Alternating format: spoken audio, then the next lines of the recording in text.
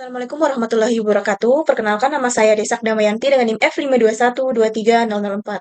Baik, di sini saya akan mempresentasikan hasil proyek UAS saya yaitu tentang pembuatan proposal dalam membuat website portofolio pribadi sebagai media personal branding digital.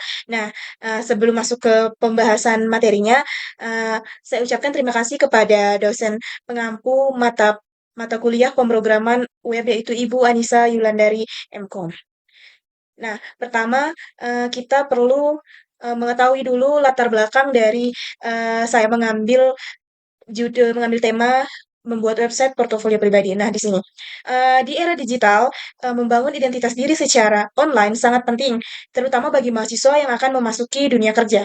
Personal branding melalui media sosial atau media digital seperti website portofolio pribadi menjadi cara efektif untuk menunjukkan kompetensi, pengalaman, dan keunikan diri secara profesional. Website ini tidak hanya memperkenalkan diri, tetapi juga menunjukkan inisiatif, literasi teknologi, dan kemampuan komunikasi digital. Ini juga menjadi nilai tambah yang penting di mata perekrutan dan mitra profesional.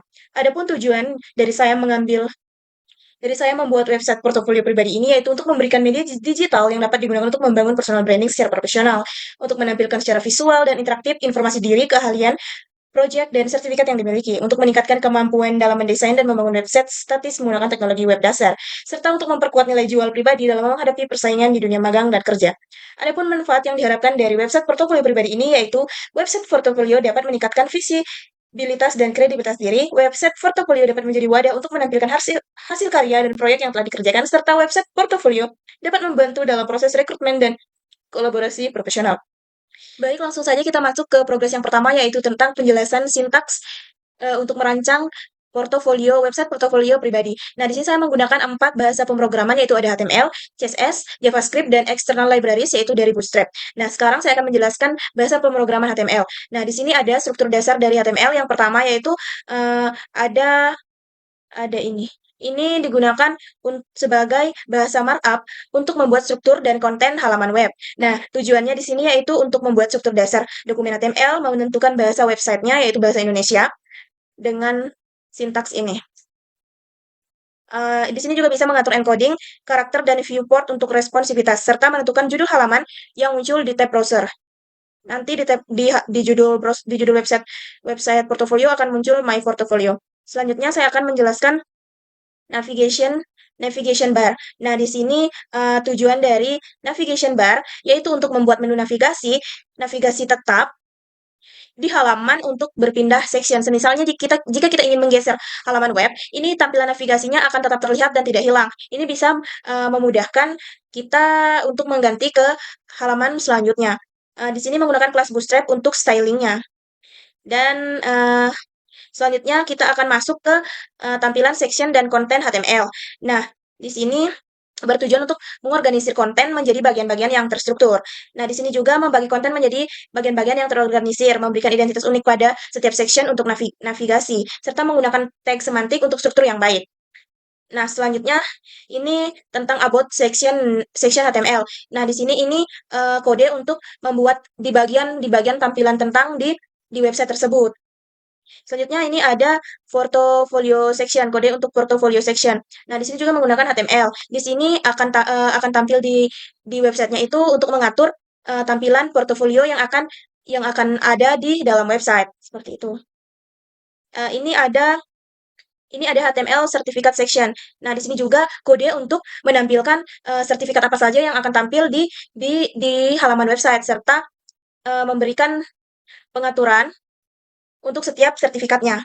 Yang selanjutnya ada kode untuk tampilan form kontak. Nah, di form kontak ini semacam formulir yang bisa digunakan untuk mencari data lagi tentang portofolio saya dari perusahaan. Nah, di sini juga bisa membuat formulir kontak untuk interaksi dengan perusahaan sebagai validasi input dengan atribut requirement.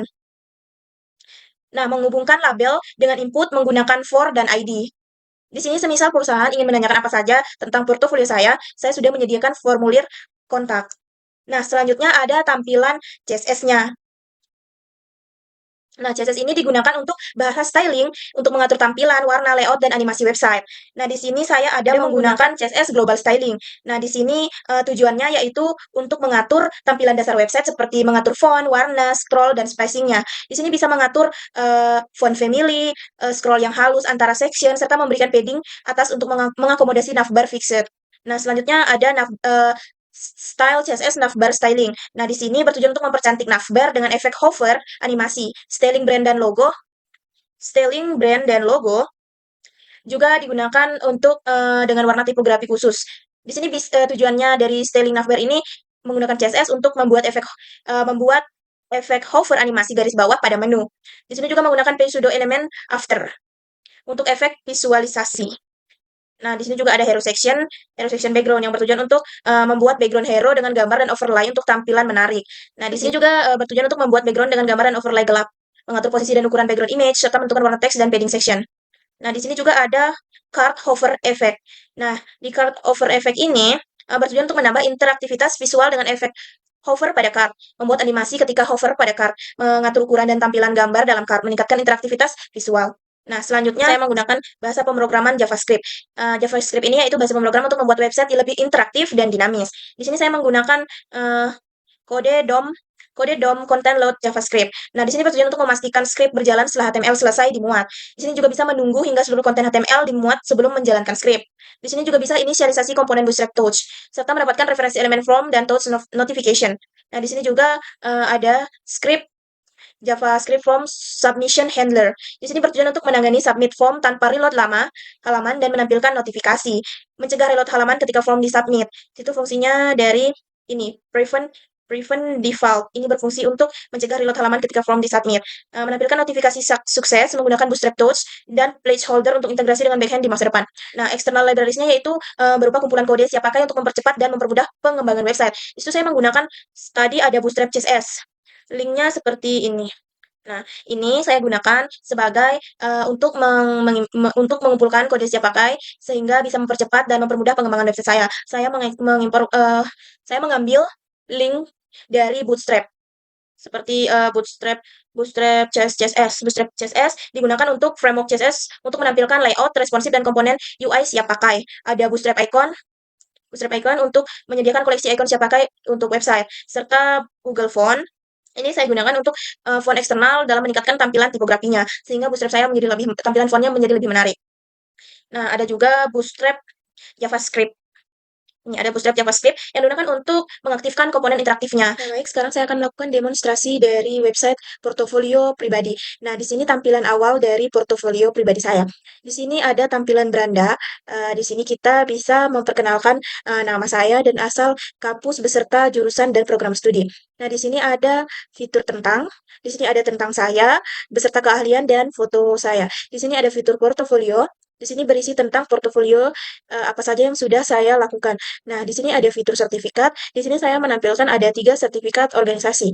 Nah, yang terakhir itu ada fitur kontak. Nah, di sini itu yang tadi tempat perusahaan mengirim pesan kepada saya. Ini dalam bentuk formulir.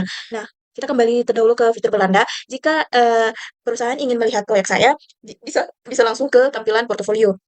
Nah, di sini ada portofolio pertama. Di sini yang tadi sudah saya jelaskan menggunakan tampilan yaitu berupa kartu. Nah, di sini portofolio pertama saya itu analisis PowerPoint. Yang kedua yaitu ada prototype Figma. Yang ketiga itu ada analis data Excel. Nah, selanjutnya bisa mengklik fitur sertifikat. Nah, di sini ada sertifikat organisasi saya. Di sini juga saya menggunakan tampilan berupa card yang sudah saya jelaskan tadi. Ini tadi yang saya bilang tampilan bagian navbarnya masih tetap ada walaupun kita geser-geser setiap fiturnya karena tadi saya sudah menggunakan kode agar navbar tetap berada di atas seperti itu. Nah, sekarang saya akan mencontohkan jika perusahaan ingin menanyakan sesuatu tentang saya. Semisal nama perusahaan itu yaitu PT Prima Jaya. Nah, emailnya yaitu ada.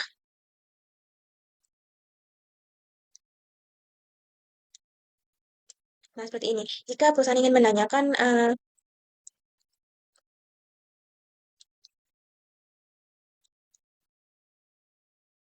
Nah, di sini semisal ingin begini, kita langsung mengklik perusahaan, langsung mengklik kirim. Nah, ada tampilan notifikasi pesan berhasil dikirim. Nah, nanti pesan ini akan masuk di saya seperti itu. Nah, jika perusahaan ingin lebih lebih melihat melihat Jika perusahaan ingin melihat Instagram, bisa langsung mengklik Instagram saya. Dia akan beralih ke ke menu Instagram seperti ini. Nah, ini ada Instagram saya. Selanjutnya, jika perusahaan juga ingin langsung mengkontak saya melalui WhatsApp, saya sudah menyediakan WhatsApp saya seperti ini.